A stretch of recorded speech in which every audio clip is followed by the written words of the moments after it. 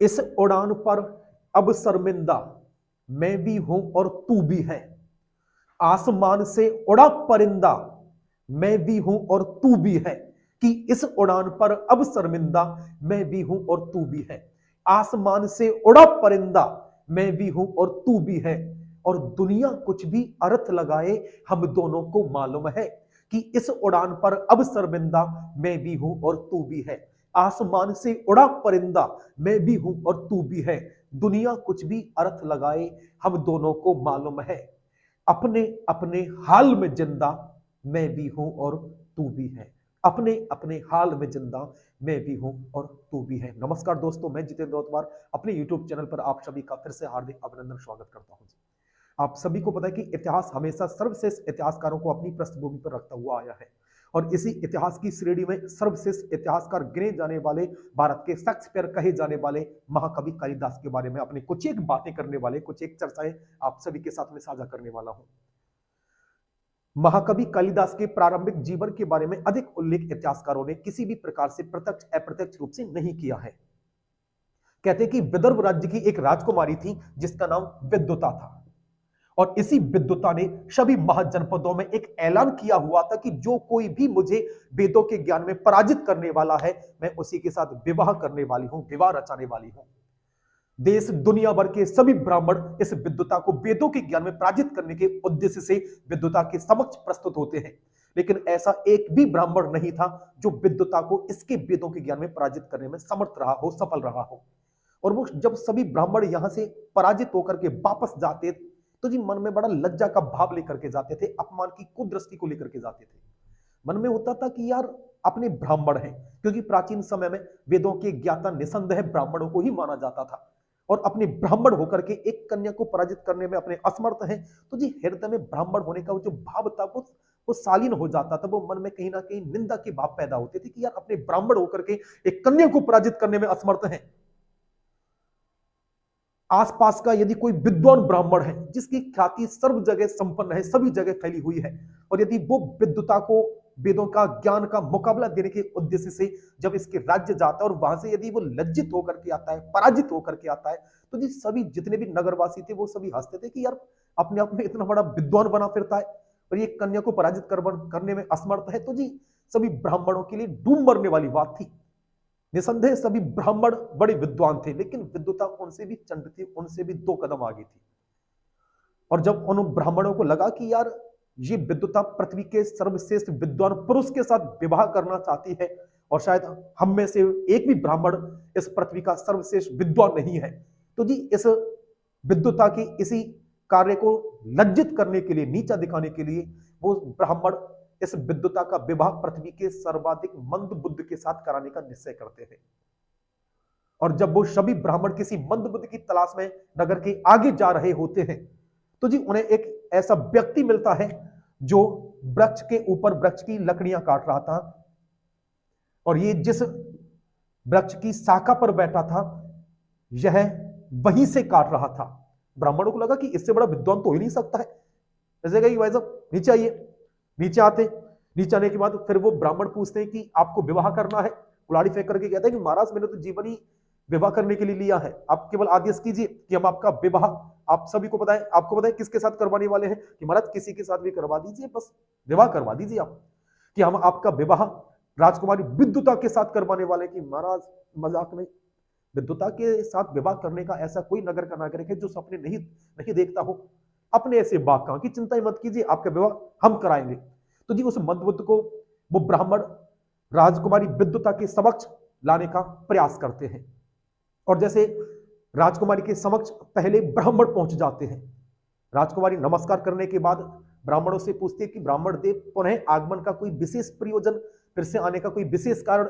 वो सभी ब्राह्मण कहते हैं कि राजकुमारी इस बार अपने नहीं आए हैं बल्कि अपने गुरुजी को साथ लेकर के आए हैं, जो पिछले 3 वर्षों से योग की क्रिया में थे और जो आपके प्रश्नों का उत्तर देने के लिए आपके समक्ष प्रस्तुत हुए हैं।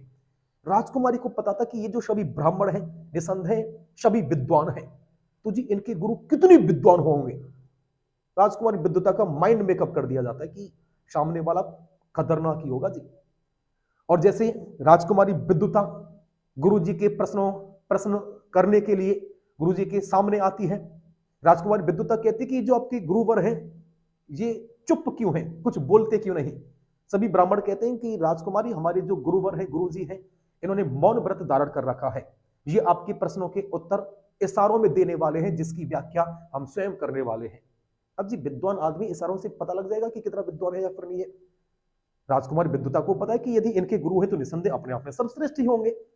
और जब यहां राजकुमारी विद्युता ने उस मंदबुद्ध से पहला प्रश्न किया जिसमें इन्होंने अपनी उंगली दिखाई थी, उस मंदबुद्ध ने विचार किया कि शायद ये जो राजकुमारी है ये मेरी एक आंख को फोड़ने का इशारा कर रही है।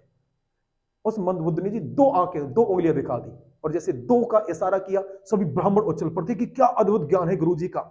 ये राजकुमारी, आपने बताया है कि मनुष्य का जो शरीर है वो एक है, एक आत्मा है। असत्य राजकुमारी, क्योंकि जब तक दो आत्माओं का परस्पर मेल नहीं होता है तब तक कोई नवीन आत्मा नहीं बनती, और जब तक नवीन आत्मा नहीं बनती है वो आत्मा परमात्मा से नहीं मिल सकती। राजकुमारी को लगा कि सामने वाला कुछ ज्यादा ही खतरनाक है। राजकुमारी ने फिर अगला प्रश्न करते हुए यहां उस मंदबुद्ध को अपना हाथ दिखाया। मंदबुद्ध को लगा कि यार ये रैप्टा मारने वाली है, स्लैप लगाने वाली है। तो जी मंदबुद्ध ने अपना मौका दिखा दिया कि इसने रैप्टा मारा, मैं भी इसकी ना दांत तोड़ दूंगा। सभी ब्राह्मण फिर से उछल पड़ते हैं, गुरुजी के पैरों में आकर के गिर जाते कि गुरुजी इतना अद्भुत ज्ञान। राजकुमारी, आपने कहा है कि मनुष्य का ये जो शरीर है 5 तत्वों से मिलकर के बना है। असत्य राजकुमारी, क्योंकि जब तक 5 तत्व ये विलीन नहीं होते हैं तब तक वो आत्मा परमात्मा से नहीं मिल सकती। गुरुजी विजयी रहे और गुरुजी की विजय होने के बाद आप सभी को पता है विद्युता भी बड़ी प्रभावित थी क्योंकि उसका विवाह इस पृथ्वी के सर्वश्रेष्ठ विद्वान के साथ जो हुआ था, उसे ये नहीं पता कि ब्राह्मणों ने उसके साथ चालाकी की है। उसका विवाह इस पृथ्वी के सबसे बड़े मंदबुद्ध के साथ हुआ है। यहां विद्युता के माता पिताओं ने भयंकर वाला खजाना दहेज में दिया था, और दहेज में जी वो मंदबुद्ध बस सीना चौड़ा करके चल रहा था कि यार अपनी शादी पृथ्वी की सर्वश्रेष्ठ विदुषी महिला के साथ हुई है, और क्या चाहिए। उधर विद्युता भी बड़ी प्रसन्न थी, बड़ी प्रभावित थी, जैसा पति चाहती थी उससे अधिक बढ़कर के मिला है। लेकिन कहते हैं कि जब कभी भी जब यहां वो मंदबुद्ध अपनी पत्नी विद्युता को घर पर लेकर के जाने का प्रयास कर रहा था, जैसे घर पर लेकर के जा रहा था, ऐसा कहते हैं कि पास से कोई पशु गुजर रहा था। कई इतिहासकारों के अनुसार ऊंट था, कई इतिहासकार स्वान मानते हैं, कुत्ता मानते हैं। और जैसे वो पास से गुजर रहा था, वो पशु निकल रहा था, इस मंदबुद्ध ने लट्ठ उठाया, उसकी टांगे तोड़ दी गालियां निकालते हुए। विद्युता को लगा कि ये कोई मंदबुद्ध, ये कोई विद्वान नहीं है, ये तो जी मंदबुद्ध है। ब्राह्मणों ने बड़ी चालाकी की है और मेरा विवाह किसी मंदबुद्ध के साथ करवा दिया है। और जब विद्युता और वो मंदबुद्ध घर पर पहुंचते हैं, कहते हैं कि विद्युता ने अपने पति को घर के बाहर निकाल दिया था और कह दिया था कि जब तक आपको वेदों का, पुराणों का, साहित्यों का, उपनिषदों का, ब्राह्मण ग्रंथों का, सभी धार्मिक ग्रंथों का आपको ज्ञान नहीं हो जाता तब तक पास मत में आना। हनीमून अपने तभी बनाएंगे जब आपको सभी धार्मिक ग्रंथों का ज्ञान हो जाएगा। बंदा जी घरवाली को त्याग करके छोड़ करके चला जाता है। आपको विश्वास नहीं होगा कि अपनी पत्नी को त्याग करके जाने के बाद उसने 102 महान साहित्यों की रचना की थी, जिसमें से 7 ग्रंथ अपने आप में सर्वश्रेष्ठ हैं। और वो 7 ग्रंथ आप सभी की दृष्टि के समक्ष प्रस्तुत हैं, जिसमें से 4 काव्य खंड हैं और 3 नाटक हैं। 4 काव्य खंड और 3 नाटक, ये 7 काव्य खंड, क्योंकि वो मंदबुद्ध कोई और नहीं, आप सभी को पता है, आप सभी को थंबनेल मिल ही चुका है, वो थे महाकवि कालिदास। और महाकवि कालिदास ने 7 अद्भुत ग्रंथों की रचना की थी, जिसमें से 4 काव्य खंड हैं और 3 नाटक हैं। जिसमें से महाकवि कालिदास का जो पहला काव्य खंड है ऋतु संहार है, और इसी ऋतु संहार अपने काव्य खंड में महाकवि कालिदास ने ऋतुओं के बारे में उल्लेख किया है। ऋतुओं के बारे में उल्लेख महाकवि कालिदास ने अपने प्रथम काव्य खंड में किया है, और जो द्वितीय काव्य खंड मेघदूत है। और इसी मेघदूत काव्य खंड में महाकवि कालिदास ने यक्ष की विरह गाथा का उल्लेख किया है। यक्ष की विरह गाथा का उल्लेख महाकवि कालिदास ने अपने द्वितीय काव्य खंड मेघदूत में किया। तो बड़ा अद्भुत सा प्रसंग महाकवि कालिदास अपने साहित्य में चर्चा करते हैं कि धन का देवता कुबेर, ये जी ब्रह्म मुहूर्त के समय, सुबह के समय, ये सूर्य के लिए जल अर्पित करने का कार्य करते थे। पूजा करने का कार्य करते थे। और जी धन के देवता कुबेर के लिए जल एवं पुष्प लाने का कार्य सेवक यक्ष किया करता था। यह नित्य नैमित्तिक क्रियाओं से जैसे कुबेर फ्री होते थे और उसी समय यक्ष कुबेर के लिए जल एवं पुष्प लाने का कार्य करते थे। कहते हैं कि कुछ समय बाद यक्ष का विवाह यक्षिणी के साथ हो जाता है और विवाह होने के बाद एक दिन यक्ष किसी विशेष कारण की वजह से विलंब से कुबेर के पास पहुंचता है। कुबेर क्रोध में आ जाते हैं कि आपकी वजह से हमारी पूजा बाधित हुई है, इस विशेष विलंब का कोई विशेष कारण अपने जान सकते हैं। यक्ष कहता है कि महाराज क्षमा प्रार्थी है, नया नया विवाह हुआ है, देर रात तक अपनी पत्नी से बातें करने में थोड़े व्यस्त हो गए थे, क्षमा प्रार्थी है, नहीं आ पाए समय पर। तो जी कुबेर और अधिक क्रोध कर देते हैं कि आप अपनी पत्नी की वजह से मेरी पूजा को कैसे बाधा में डाल सकते हैं। इसलिए धन के देवता कुबेर ने यक्ष का जी ट्रांसफर कर देते हैं। जहां ये नेपाल में रहा करते थे वहां ये सरगुजा के पर्वतों पर मध्य प्रदेश में यक्ष का ट्रांसफर कर देते हैं। नया नया विवाह हुआ था, ट्रांसफर हो गया नेपाल से कहां, मध्य प्रदेश में सरगुजा के पर्वतों पर। और जी वह सरगुजा के पर्वतों पर अकेला बंदा अपनी घरवाली को, अपनी पत्नी को याद करता है। उस समय ना तो कोई टेलीग्राम था, ना कोई फोन था, उस समय कबूतर भी नहीं चलते थे, बड़ी समस्या हो जाती है। और जब अत्यधिक अपनी पत्नी को यक्ष याद करते हैं तब ऐसा कहते हैं कि यक्ष ने उसी पर्वत पर इन मेघों को, क्योंकि ये जो मेघ ही है जो उन्हें सरगुजा के पर्वतों से नेपाल की तराइयों तक उनके संदेश को लेकर के जा सकते हैं, यक्ष ने इन्हीं मेघों को अपना दूत बना करके अपनी पत्नी के पास भेजा था। और अपनी पत्नी के पास भेजने के बाद ऐसा कहते हैं कि ये जो मेघ हैं इन्हें अपना दूत बना करके जब यक्ष ने भेजा था, इसी अद्भुत साहित्य का नाम महाकवि कालिदास ने मेघदूत किया है, मेघदूत दिया है।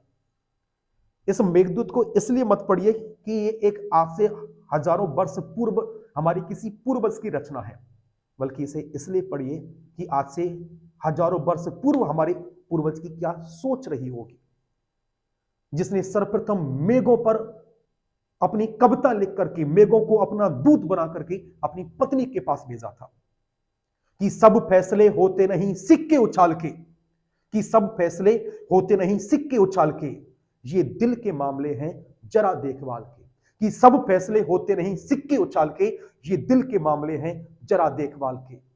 और आज के दौर के आशिकों को क्या पता, आपको पता है कि आजकल का जो प्रेम है बड़ा फास्ट फॉरवर्ड है। दो लड़के लड़के आपस में मिलते हैं, पर्चियों का आदान प्रदान होता है, उसके बाद सीधी बात बच्चों तक आ जाती है कि वो आती गई वो जाती गई हम प्यार समझ बैठे, कि वो आती गई वो जाती गई हम प्यार समझ बैठे, और जिस दिन नहीं आई हम रविवार समझ बैठे। इतना फास्ट होता है। लेकिन जो पहले प्रेम होता था वो अपने आप में बड़ा अद्भुत होता था। प्रेम पत्र की जो परंपरा थी वो अपने आप में निसंदेह सर्वश्रेष्ठ थी। प्रेमी अपनी प्रेमिका के लिए 2 खतों का प्रेम पत्र लिखता था और उस प्रेम पत्र को चारों दिशाएं देख करके कन्या को पकड़ाया जाता था, और वो कन्या प्रेम पत्र पकड़ करके 5 खेत भागती थी और घर के किसी सुनसान से कोने में मुस्कुराते वो प्रेम पत्र पढ़ती थी। तो वो जो अद्भुत प्रेम की कला है, शायद आजकल ये व्हाट्सएप वाले, टेलीग्राम वाले, आजकल ये स्टेटस वाले क्या समझे कि सब फैसले होते नहीं सिक्के उछाल के, ये दिल के मामले हैं जरा देखभाल के। और आज के दौर के आशिकों को क्या पता, क्योंकि आजकल के दौर के आशिकों का जो बड़ा हाल है, जो मिजाज है, वो अपनी भावनाओं को बताने के लिए स्टेटस लगाते हैं कि फीलिंग सैड, मूड ऑफ। लेकिन पहले जो अद्भुत प्रेम होता था उसकी अंतिम पंक्तियां संभाल लेना कि सब फैसले होते नहीं सिक्के उछाल के, ये दिल के मामले हैं जरा देखभाल के। और आज के दौर के आशिकों को क्या पता, रखते थे पहले कैसे खद पर कलेजा निकाल के, कि रखते थे पहले कैसे खद पर कलेजा निकाल के, रखते थे पहले कैसे खद पर कलेजा निकाल के। महाकवि कालिदास की जो पहली रचना है जिसे मेघदूत नाम से जानते हैं, और मेघदूत से पूर्व ऋतु संहार की रचना महाकवि कालिदास के द्वारा की जाती है। आप सभी को हमारा ये वीडियो कैसा लगा? यदि आप सभी का सपोर्ट रहा, आप सभी का प्यार रहा, तो आने वाले सभी साहित्यों को मैं आप सभी के समक्ष इसी प्रकार से व्याख्या करने वाला हूं। आप सभी इसे अधिक से अधिक लाइक कीजिए, शेयर कीजिए और कमेंट करके बताइए कि आप क्या इसका सेकंड पार्ट देखना चाहते हैं या फिर नहीं चाहते हैं। तब तक के लिए नमस्कार, बहुत बहुत धन्यवाद।